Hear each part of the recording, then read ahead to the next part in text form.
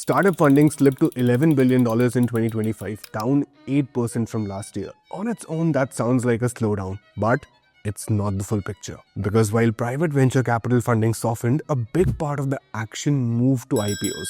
In 2025, India saw 18 high-profile startup IPOs, raising over Rs 41,000 crores from public markets. When companies can raise publicly, you naturally see fewer giant private rounds. That's why late-stage private funding dipped to around $6 billion and mega round became rarer. Deals above $100 million fell to 18 compared to the crazy peak in 2021. Still, a few big ones stood out. Another reason why late-stage totals cooled is because marquee investors like SoftBank and Tiger Global simply weren't active.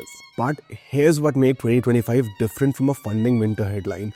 Growth stage funding actually rose to around $4 billion.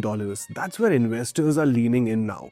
Companies with traction, clearer revenue lines, and less story, more execution. At the earlier stage though, the bar clearly went up. Seed funding fell 12% year on year and tightened to about $793 million, meaning fewer first checks and more selectivity, especially outside obvious long-term themes like AI and deep tech. Sector-wise, the familiar magnets stayed on top. Fintech, enterprise tech, and e-commerce continued to pull largest pools of capital, but 2025 also signaled where future bets are forming, with AI and deep tech starting to show up meaningfully. And the map stayed consistent. Bangalore led the funding charts, Delhi NCR followed, and Mumbai came next. So yes, funding is far lower than the boom years, but 2025 wasn't a collapse. It was the ecosystem recalibrating. More IPOs, fewer mega rounds, tighter seed checks, and capital moving with discipline, not fear.